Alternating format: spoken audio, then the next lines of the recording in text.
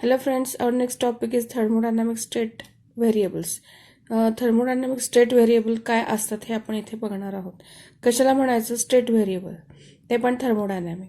आता आपण thermal equilibrium म्हणजे काय हे आपण पाहिलेलं आहे की टेम्परेचर आणि झिरोथ लॉ ऑफ थर्मोडायनॅमिक्स हे पण आपण पाहिलेलं आहे की थर्मल इक्विलिब्रियममध्ये काय होतं की सिस्टीम आणि एन्व्हायरमेंट थर्मल इक्विलिब्रियममध्ये असतात. हे काय असतं हे सगळं आपण लास्ट व्हिडिओजमध्ये बघितलेलं आहे. त्याच्यानंतर झिरोथ लॉ पण आपण बघितलेला आहे, A system, B system, C system मागे लास्ट व्हिडिओजमध्ये. ठीक आहे. मग आता इथं आपण काय म्हणूया, thermodynamic is not the study of changes in temperature of the system only. म्हणजे फक्त सिस्टीममध्ये जे टेम्परेचर आहे ते चेंज होते त्याचं स्टडी म्हणजे थर्मोडायनॅमिक्स नाही आहे. टेम्परेचर चेंज झाल्यामुळं बाकीचे पण काही काही चेंजेस होतात की एकतर हीट गेन केली किंवा रिलीज केली तर बाकीच्या प्रॉपर्टीज आहेत त्या पण चेंज होतात. फॉर एक्झाम्पल प्रेशर चेंज होऊ शकतं, व्हॉल्यूम चेंज होऊ शकतं. म्हणजे फक्त टेम्परेचरच चेंज होतो असं नाही आहे.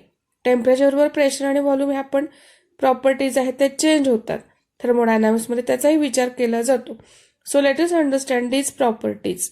आणि ह्या प्रॉपर्टीज आहेत, so we will define them property of a thermodynamic system. मग आता प्रॉपर्टी ऑफ थर्मोडायनॅमिक म्हणजे काय आहे तर ते आपण इथे बघायचं आहे. So it is any measurable or observable characteristic or property of a system.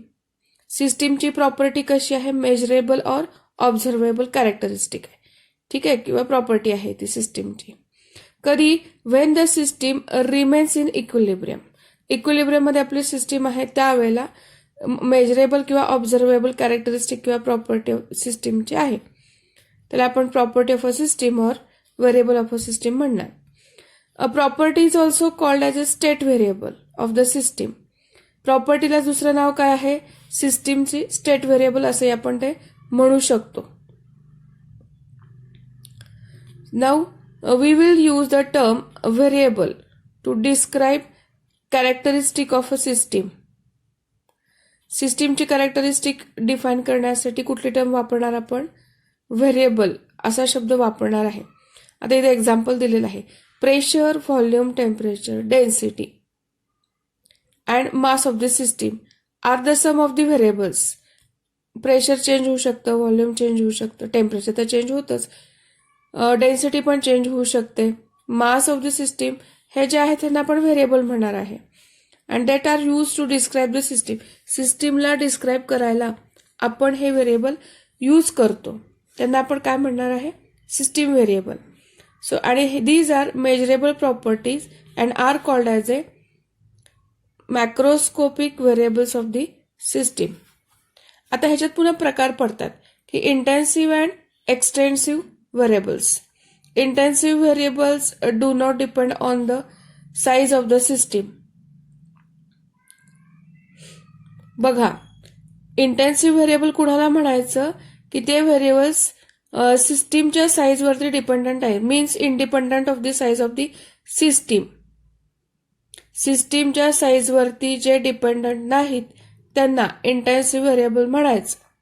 And the variables depend on size of the system are called as a extensive variables. की जे साईजवरती डिपेंडंट आहेत त्यांना काय म्हणायचं, एक्सटेन्सिव्ह व्हेरिएबल्स.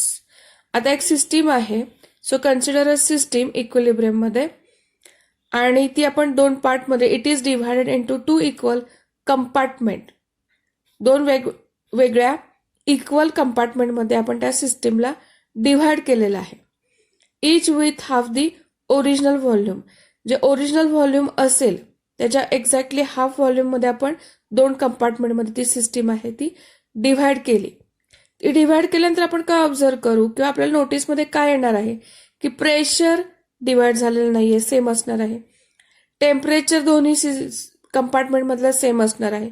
डेन्सिटी पण same असणार आहे दोन्ही कंपार्टमेंटमधली. म्हणजे साईज जरी चेंज झाली तरी हे व्हेरिएबल चेंज झालेत का नाही, म्हणजेच हे कसे झाले, इंटेन्सिव्ह व्हेरिएबल्स झाले. So these are intensive variables. पण मास जे आहे आणि इंटरनल एनर्जी ते मात्र इक्वली डिव्हाइड होतात दोन्ही कंपार्टमेंटमध्ये. त्यामुळे मास आणि internal energy both are extensive variable of the system. कारण का साईज चेंज झाल्यामुळं मास आणि इंटरनल एनर्जी चेंज झालेली आहेत आणि ते डिपेंडंट अपॉन द साईज, म्हणून त्या कशा झाल्या, extensive variable of the system. म्हणजेच काय आपण या आर्टिकलमध्ये बघितलं आहे की स्टेट व्हेरिएबल म्हणजे काय आपण बघितलंय, temperature, pressure, volume, density etcetera हे आपण व्हेरिएबल की जे मेजरेबल आणि ऑब्झर्वेबल प्रॉपर्टी किंवा कॅरेक्टरिस्टिक्स असतात सिस्टीमच्या. आणि त्याच्यामध्ये पुन्हा दोन प्रकार आहेत की इंटेन्सिव्ह आणि एक्सटेन्सिव्ह प्रॉपर्टीज किंवा व्हेरिएबल्स.